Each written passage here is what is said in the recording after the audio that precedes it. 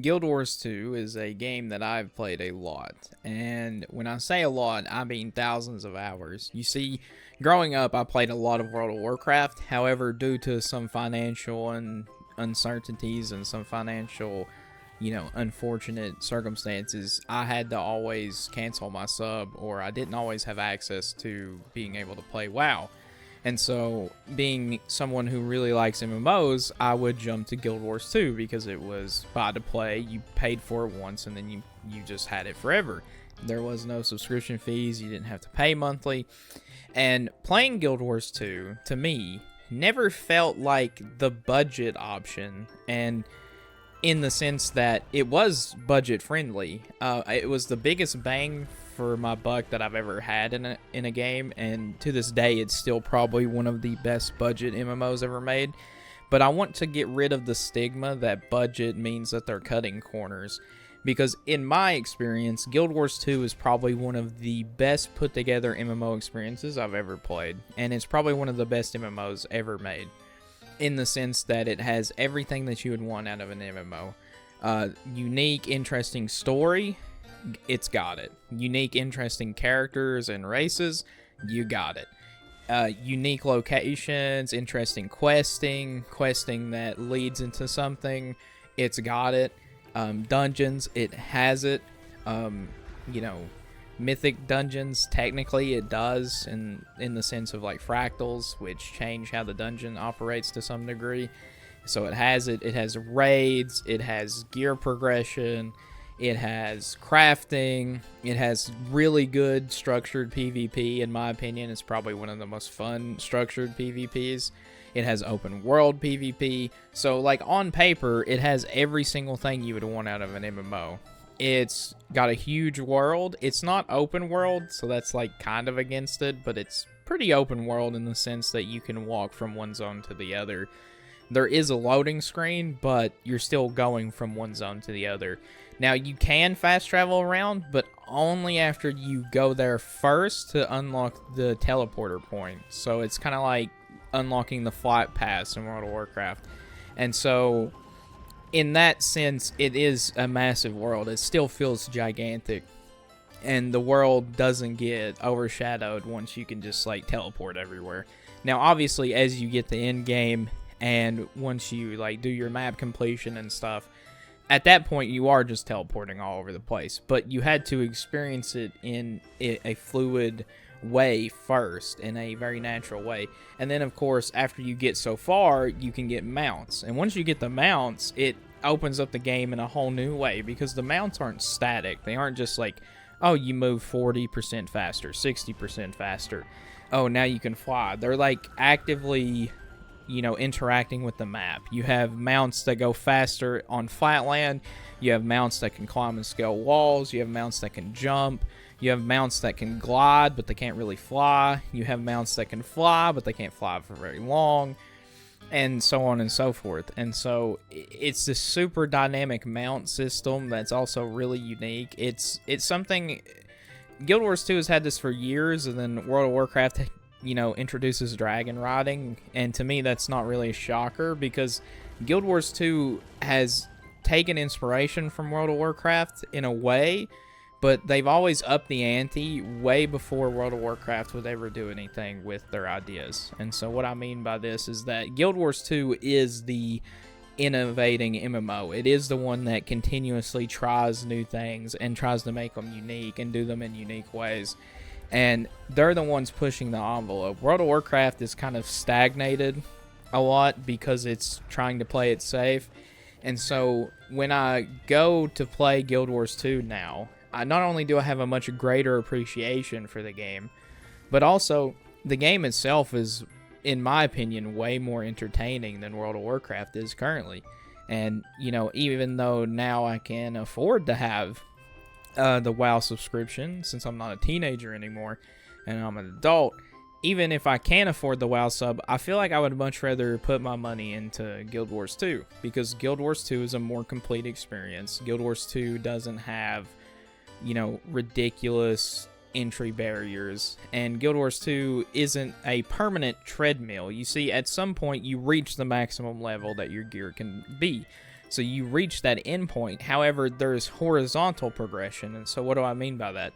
I mean, you're not directly getting more power in your gear. You're actually just changing what your gear can do. It's passives and things of that nature that are introduced with each expansion set.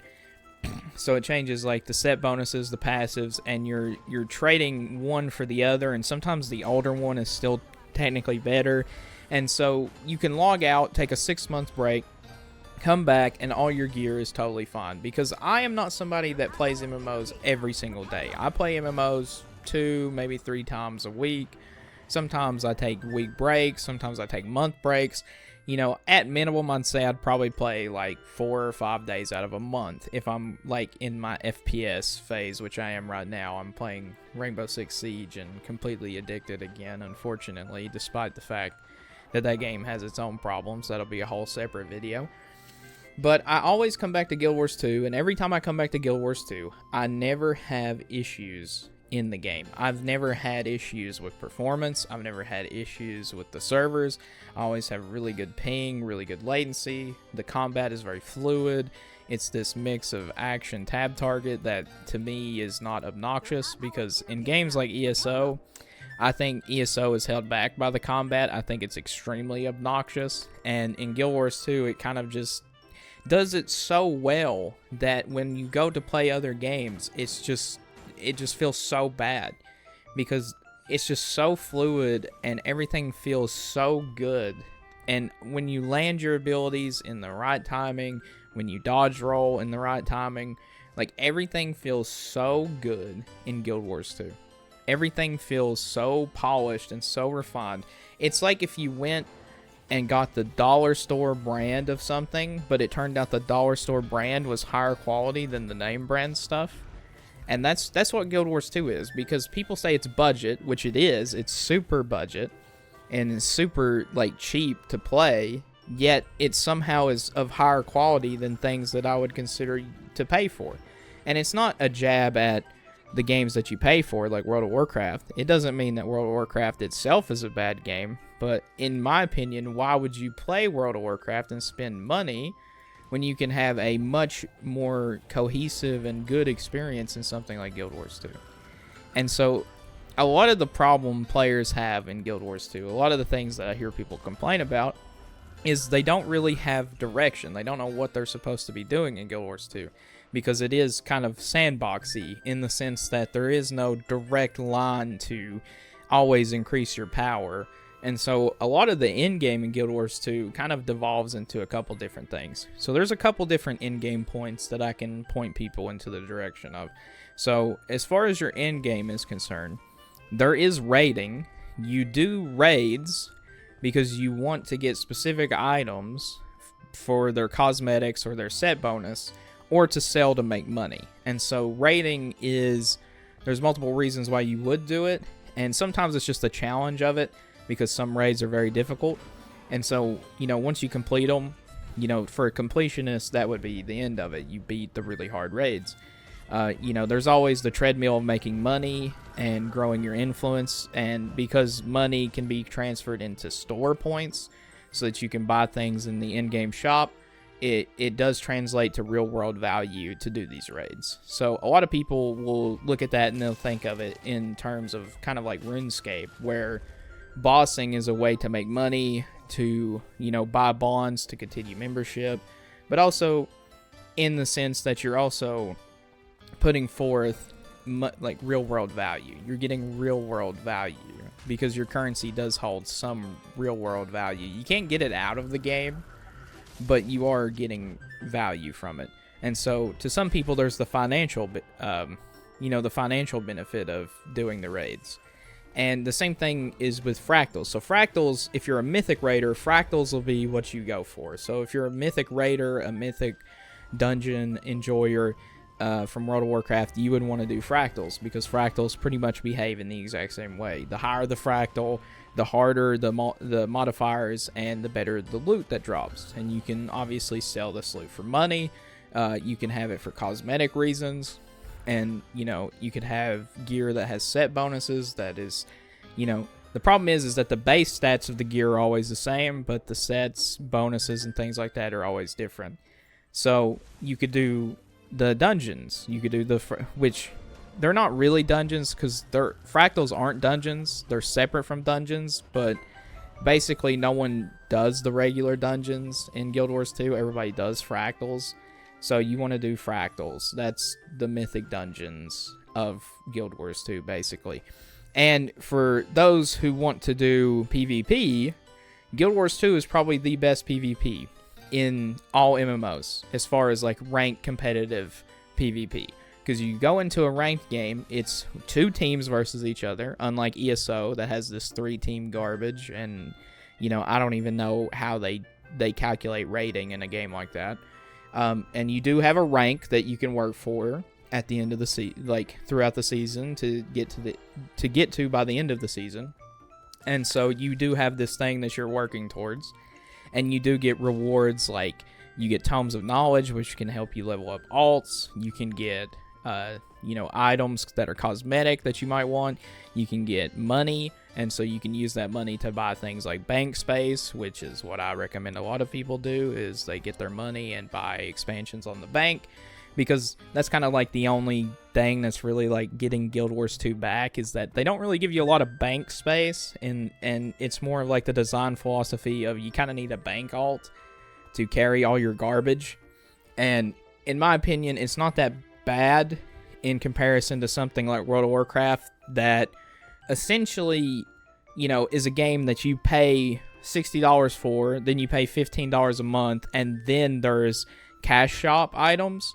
And then Guild Wars 2 is you pay a flat fee once, and there are cash shop items. However, you can get all the cash shop items by just playing the game.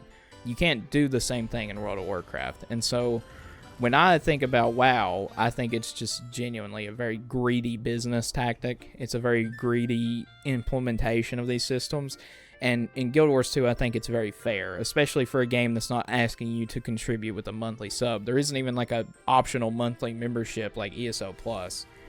So I think Guild Wars 2 fundamentally is the best MMO, and it has been the best MMO for probably the last 10 years. And it's just, well, however long it's been out, pretty much. I don't know if it's been 10 years. It probably has. It's what, 2024? I think the game came out in 2015, I believe. So yeah, it's been about 10 years. So yeah, Guild Wars 2 is just fantastic. When did Guild Wars 2 come out?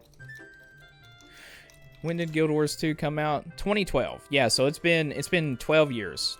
And Guild Wars 2 has been the best MMO for 12 years. So, you know, I just don't think that you can compete. I don't think there's a single world where you should not be playing Guild Wars 2. I think if you're an MMO player, you're sick of WoW, you're sick of Final Fantasy, you're sick of ESO, you're sick of all these games, and you're sick of like all this corporate kind of shilling and greed and, you know, Wall Street coming in and ruining your games, I think Guild Wars 2 is the last bastion of hope for MMO players to actually just sit down and enjoy an MMO again.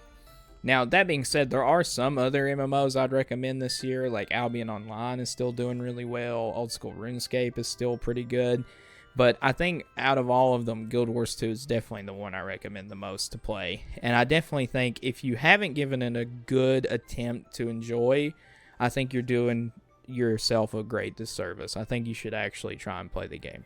Guild Wars 2, to me, is just a gift that keeps on giving, and I love the game. And I can't wait to see you guys in the mist. Take care. Take another